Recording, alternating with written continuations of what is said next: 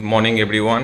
সকাল সকাল আজকে একটু ছাদে যাব, কারণ কিছু গাছ লাগানো ছিল, যেগুলো শীতকাল গাছ নয়, এবছর লাগাতে পারিনি, একটু হয়তো লেট হয়ে যাবে।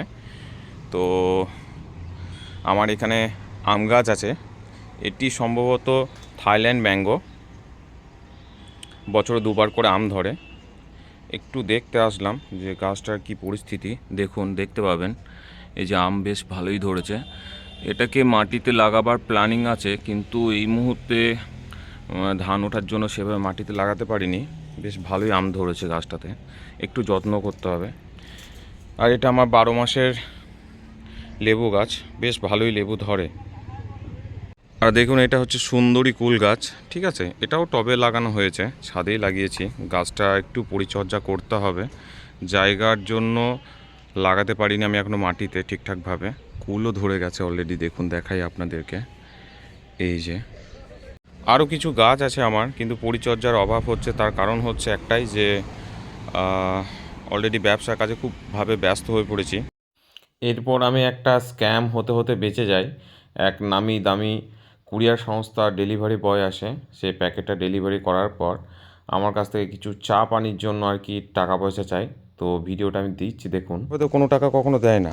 ঠিক আছে, আপনাকে বললাম না, আমাদের এখানে যে সমস্ত হোম ডেলিভারি করে যারা দিয়ে যায়, 1 টাকাও কেউ চায় না।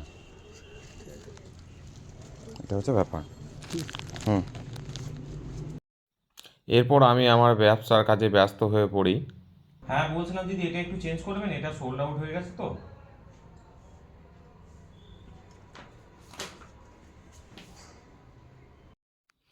কালকে যে ভিডিওগুলো আপলোড করেছিলাম সেখান থেকে অনেকগুলো অর্ডার এসেছিলো, সেই অর্ডারগুলো বুকিং কনফার্ম করছি। এছাড়াও আমার হোয়াটসঅ্যাপ গ্রুপ আছে, সেখানে ডেলি আপডেট দিই, সেই ডেলি আপডেট থেকে অর্ডার আসে।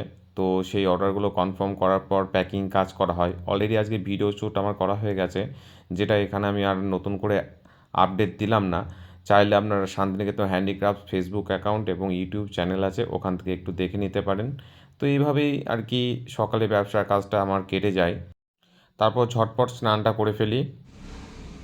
আজকে রান্নাতে হয়েছে ভাত, কচু সেদ্ধ, বাঁধাকপি ভাজা, করলা সেদ্ধ, মাছের ঝোল আর কিছু স্যালাড। এরপর ঘুম থেকে উঠে আমাদের সদর শহর সিউড়ি, সেখানে যাবার জন্য তৈরি হয়, কারণ বোনের পরশুদিন মেয়ে হয়েছে, তাকে দেখতে যাব। এছাড়াও কুরিয়ার অফিস যাব একবার। স্কাই কিং কুরিয়ার কোনটা বটে? এইটা নাকি স্কাই কিং? অতনু শাহ নামে পার্সেল আছে একটা, দেবেন তো একটু।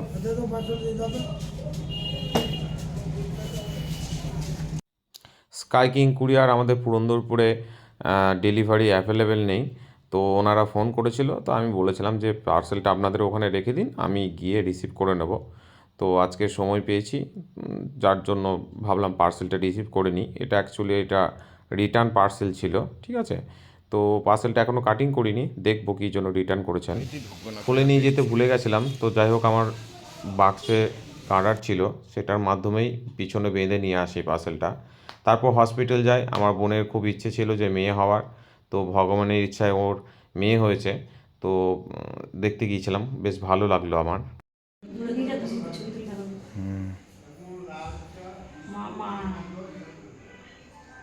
ঘুমোইছে ইয়ে। তো যাই হোক, আশাটা পূরণ হয়ে গেল, আবার কি নাকি? হুম হুম।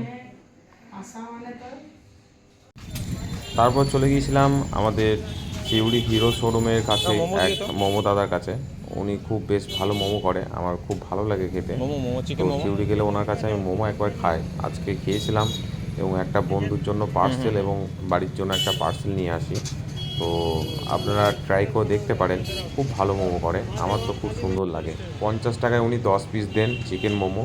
তার সঙ্গে ওনার সবথেকে আমার খুব ভালো লাগে সেটা হচ্ছে স্যুপ, অসাধারণ এক স্যুপ। আর তাছাড়াও আপনার মোমোর কোয়ালিটি খুব সুন্দর, ট্রাই করে দেখতে পারেন। রাস্তার পাশে বাদাম দেখতে পেয়ে গেলাম। বাদাম কত করে গো?